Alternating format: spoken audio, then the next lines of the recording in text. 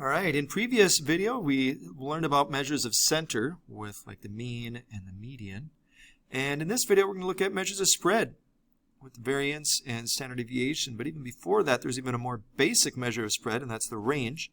And that's just simply when we take the maximum and minimum values and we find their difference. We just subtract the maximum minus the minimum value. And that'll give you the range. That tells you how far apart the data are spread. Now let's look at, so we're going to look at two things. We're going to look at variance and standard deviation of both the population and a sample. Now remember, we learned about those two terms earlier on, the very first lesson of this chapter. Remember, population is when we know all the values in the entire set. And a sample is a subset of a population.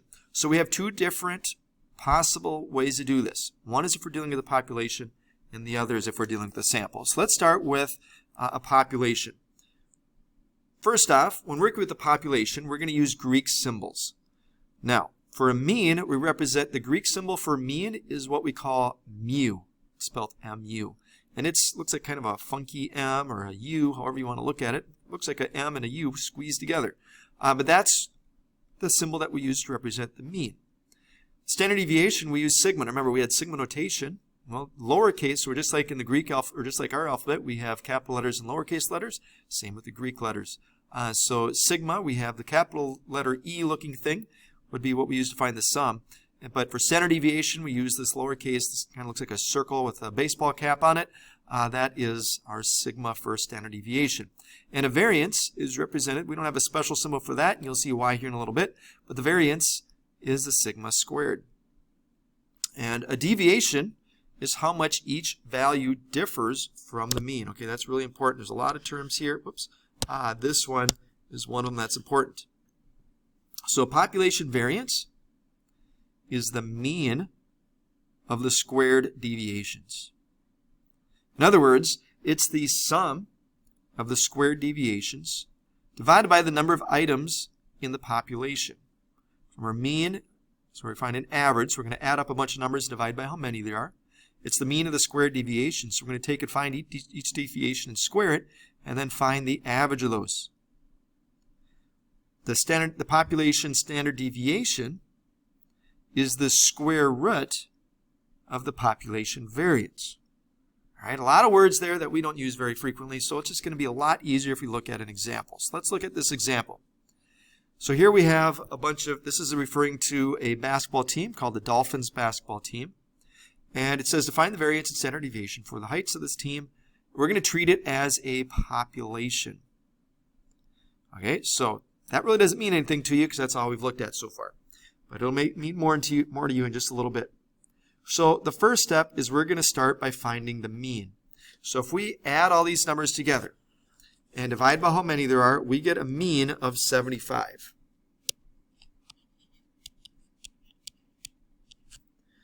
Okay, so the mean is 75. Again, the way that we get that is we just add up these 1, 2, 3, 4, 5, 6, 7, 8, 9, 10 players and divide by 10. So you get 750 divided by 10 is 75. So there's our mean. So now the next step, that's why I have number 2 up here. So if you don't have my notes, you want to create this table. Okay, you want to take a second, pause the video, create this table, and then write all this out. Even these pieces here. This is going to help you remember, even though those might not mean much to you now, it's going to make more sense in a little bit. All right, so this just means we're going to take each value and subtract the mean from them. So I'm going to take 70 minus the mean. So 70 minus 75 is negative 5. So some of these are going to end up with a negative value. That's okay. 71 minus 75 would be negative 4. So this is also negative 4. 73 minus 75 would be negative 2. And then we would have negative 1. 75 minus 75 would be 0. 78 minus 75 would be 3. This would be 4. This would be 4. 80 minus 75 would be 5. Now if I wanted to, I could add those together and I should always get something either exactly 0 or really close to 0. Because if we're dealing sometimes with decimals, it may not be exactly 0. But that's not as big of a deal as this total is going to be. But the next thing is we're going to square the deviations. Okay, remember a variance is the sum of the squared deviations. Well, let's square the deviations so we can add them together later. Now remember, when you square a negative number, you always end up with a positive. So if you type this in your calculator, you might want to if you put in -5, you want to make sure you put -5 in parentheses squared. If you end up with a negative number, you did something wrong. And if you did something wrong, it's probably not putting a negative number in the parentheses. Otherwise, if you just know you're going to square a negative number and get a positive, why bother with the negative? Just square 5 and you get 25. And then we square -4, you get 16. So this will be 16, this will be 4. Just go ahead and square these numbers. And the last step, to find the variance, well, this isn't going to give you the variance, but the next step I should say is to find the sum of the square deviations. And so if you add those all together, we get 128. So the variance is the mean of the sum of the square deviation. So the next step would be to find the average of those. So we know that there's 10 numbers here. So I'm going to take 128 divided by 10, which is 12.8. So that's the variance. Which, remember, we represent that with that little circle with the hat, or a little squiggly, however you want to draw it, squared. And the reason why we do that is because, remember, the standard deviation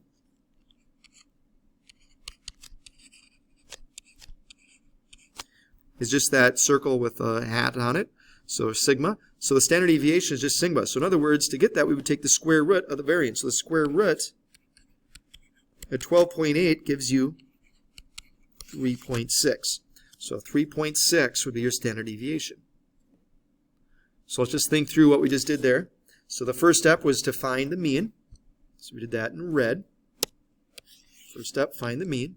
Then we find the difference each of the values have from the mean. So we took 70 minus 75, 71 minus 75, and so on. We got those differences. We call those deviations. Then we square the deviations, add them together, and find that average. So we add those together and divide by how many there are. There's 10 numbers. So 128 divided by 10 is 12.8. That's your variance. So the standard deviation is always the square root of the variance. So square root of 12.8 is 3.6 approximately. All right, now this next box is going to freak you out when you see it, but please don't get freaked out. It's just describing with symbols what we just did. So remember, this symbol here represents the variance. So to find the variance, we take the sum of the square deviations, and we divide by how many there are. And how do you find the sum of the square deviations? Well, that's symbolized here. So we take each value, subtract it from the mean, and then square it. Then remember, this symbol here means we add them together. So I know that that looks really confusing seeing all that, but we've learned what each of those symbols represent, so we're just piecing it together. And then to find the average of those, we would divide by n. And the standard deviation is just the square root of the variance. Well, if you notice, everything that's in here is the same as what we have there, and we're just taking the square root of it. So that's just using symbols to represent what we just found.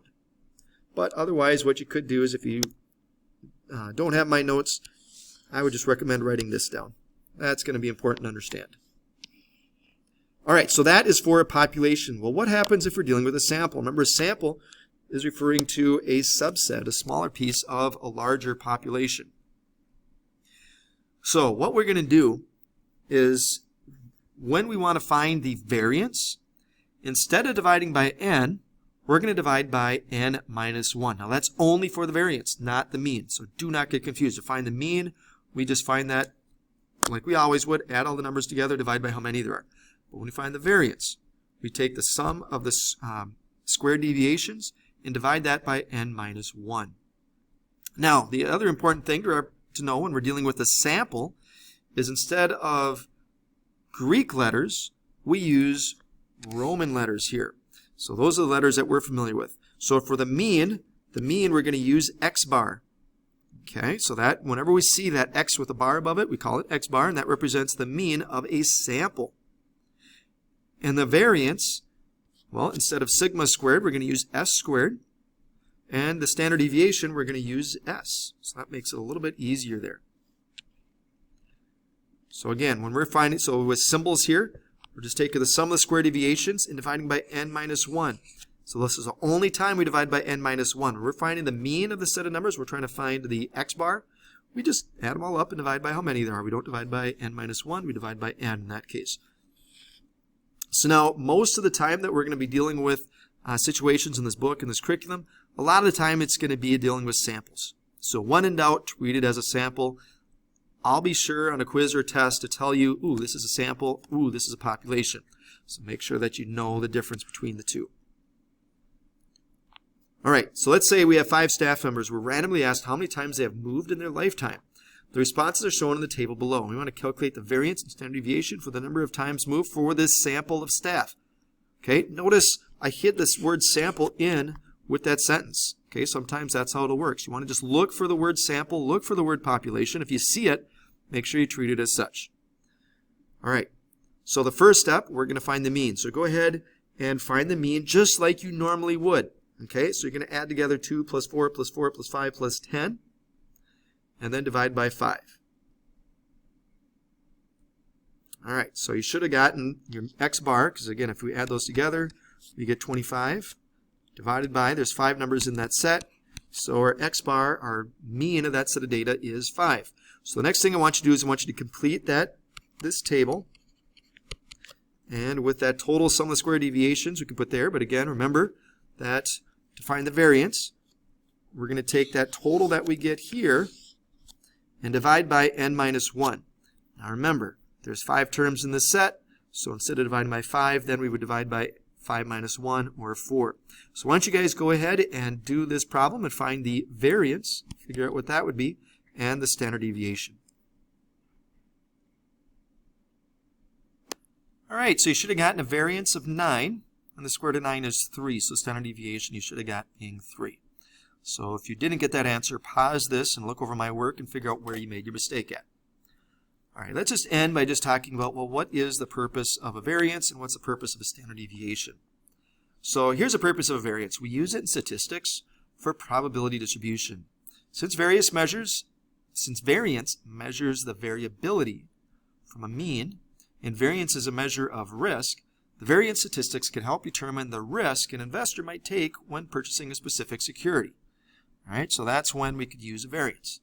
Just to be honest with you, variance does not get used a ton. It's not a real useful statistic. It's not used as often as some of the other statistics we use, but a standard deviation is. Standard deviation tells us how measures of a group are spread out from the mean. Okay, so a low standard deviation means that most of the numbers are very close to the mean, so they're clustered together close to the mean, where a high standard deviation tells us that the numbers are more spread out. So you're going to see later on, like I mentioned, how we can use a standard deviation to compare 2 different sets of data. So anyways, that is how we find the variance and the standard deviation. So make sure that you've taken good notes, and if you have any questions about this, please come to class tomorrow prepared with those questions.